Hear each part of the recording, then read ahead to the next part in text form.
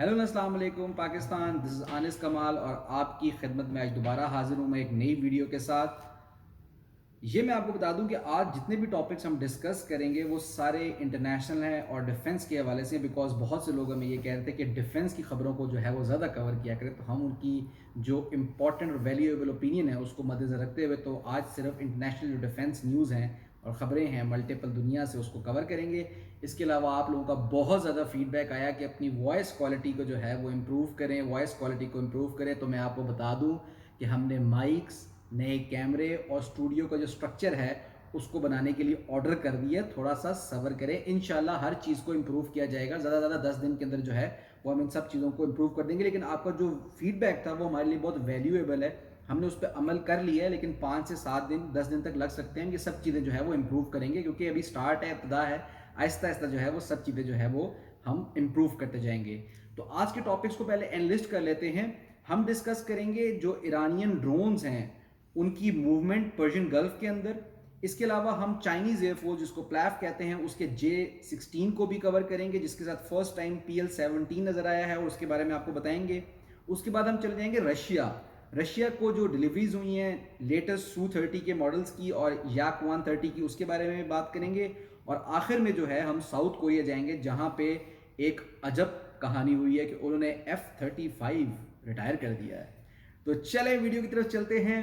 सबसे पहले ईरान का मुहाजिर 6 ड्रोन जो है वो सर्विलेंस करता हुआ देखा गया है यूएसएस यानी कि यूनाइटेड स्टेट्स नेवी के एयरक्राफ्ट कैरियर ट्वाइलाइट आइजनहावर के ऊपर से। और ये जो वाकया है सर्विलेंस का, ये पर्शियन गल्फ के ऊपर से हुआ है।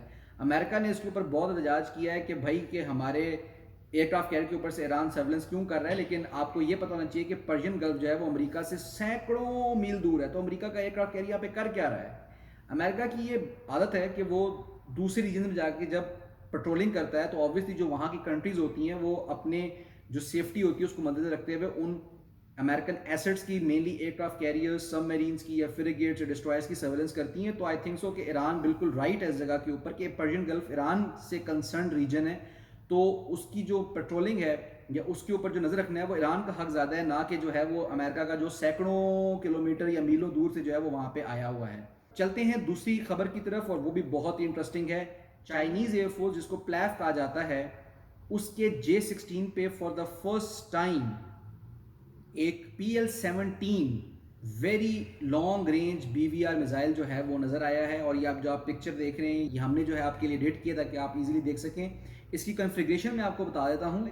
4 इसमें PL-15 लगे हुए जिनकी जो रेंज है अराउंड 200 प्लस किलोमीटर है, प्लस माइनस होता है इसके अंदर। ऑब्वियसली एल्टीट्यूड के हिसाब से फर्क पड़ता है, जहाज के जितना एल्टीट्यूड होता है उस हिसाब से उतनी ही रेंज आती है मिसाइल की। 4 PL-10 लगे हुए हैं और ये with in visual range missile है, लेकिन ये हॉप्स कैपेबल है यानी कि high of board side capable है।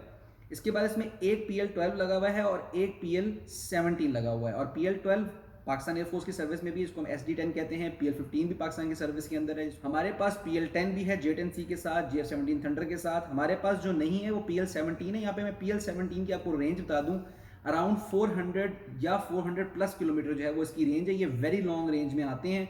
ये जनरली जो है ये जो हाई वैल्यू एसेट्स होते हैं जिस तरह के एवैक्स हो गए, रिफ्यूलर्स हो गए, उनको तबाह करने के लिए मिसाइल इस्तेमाल में आते हैं। लेकिन फॉर द फर्स्ट टाइम है कि किसी भी चाइनीज जेट के साथ PL-17 की जो है ना वो बड़ी क्लियर पिक्चर जो आई है, which is a very good news for the region and Pakistan, because Pakistan जो है वो चाइना का स्ट्रेटेजिक अलाय है।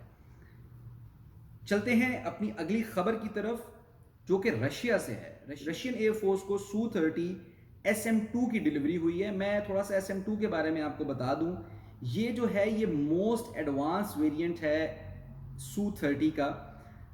इसके अंदर रडार्स की अपग्रेड की गई हैं, इंजन की अपग्रेड की गई हैं, एवियोनिक्स की अपग्रेड्स की गई हैं और इसके साथ जो वेपनरी है उसकी अपग्रेड्स कुछ की गई हैं। ये जनरली जो अपग्रेड्स थी ये Su-35 के लिए थी, लेकिन उन Su-35 की अपग्रेड्स को Su-30 SM-2 के अंदर जो है वो इनकॉपरेट किया गया है या इंटीग्रेट किया गया है। ये जो Su-30 SM-2 हैं ये रशियन एयरफोर्स को एक बड़ी ही लीथल कैपेबिलिटी जो है वो प्रोवाइड करेंगे, स्पेशली जो on going Russia Ukraine war है उसके अंदर। क्योंकि अगर आप उस वॉर को स्टडी कर रहे हैं जिस तरह के मैं कर रहा हूँ, अगर आप भी करें तो आपको पता होगा कि जो लेटेस्ट मॉडल ऑफ Su-30 हैं SM-2 उन्होंने बहुत अच्छा परफॉर्म किया है। Su-35 ने भी बहुत अच्छा परफॉर्म किया उस वॉर के अंदर। तो देखना होगा कि ये जब डिलीवर जिस तरह हो गए हैं तब जब ये ऑपरेशंस में आएंगे तो तो ये जो एडवांटेज है वो कितना एक डिलीवर करेंगे रशियन एयरफोर्स को। अब हम चलते हैं दूसरी खबर की तरफ जो अगेन रशियन एयरफोर्स की तरफ से है। याक 130 जो कि एक लिफ्ट प्लेटफॉर्म है, यानी कि lead in fighter trainer platform है, उसकी भी जो है वो डिलीवरी हुई है रशियन एयरफोर्स को। आज का जो हमारा आखिरी टॉपिक है वो है कि साउथ कोरिया ने एक F-35A जो है वो रिटायर कर दिया है। अजीब सी बात है ना। खैर मैं आपको एक्सप्लेन करता हूँ। बेसिकली ये जो F-35 था उसको एक बर्ड हिट हुई थी, एक ईगल उसको स्ट्राइक किया था। तकरीबन 10 kg का जो ईगल था उसने उसको स्ट्राइक किया था और उसके बाद जो था वो डैमेज हुआ था F-35 और उसको बेल लैंडिंग करनी पड़ी थी। तकरीबन 1 साल लगा साउथ कोरियन एयरफोर्स को ये आइडेंटिफाई करने में कि इस F-35 को रिपेयर करवाया जाए या इसकी जगह जो है दूसरा F-35 लिया जाए। इस वक्त जो साउथ कोरियन एयरफोर्स है वो तकरीबन 40 जो है वो F-35 यूज़ कर रही है। तो उन्होंने फैसला किया कि जो रिपेयर कॉस्ट थी और जो टाइम लगना था रिपेयर के अंदर वो तकरीबन उतना ही था, बल्कि थोड़ा सा उससे ज़्यादा था जितना एक नया F-35 खरीदने में उनका पैसा लगना था और टाइम लगना था। तो उन्होंने इस यूनिट को जो था वो बेसिकली स्क्रैप कर दिया, यानी कि इसको जो था वो रिटायर कर दिया और उन्होंने फैसला किया कि हम जो है वो एक नया F-35 जो है वो फ्यूचर में ऑर्डर कर लेंगे। तो ये कुछ इंटरनेशनल डिफेंस अपडेट्स थी। उम्मीद करता हूं कि आपको पसंद आई होंगी। अगर आपको पसंद आई है तो वीडियो को लाइक कर दें, चैनल को सब्सक्राइब कर दें, बेल का आइकन जो है ना वो आपने नहीं दबाना भूलना। ये जो आपकी मोहब्बत है ना बेल का आइकन, ये आप लाजमी दबाना है। Till then take care, stay blessed. This is Anis Kamal signing off from Pakistan strategic forums YouTube channel.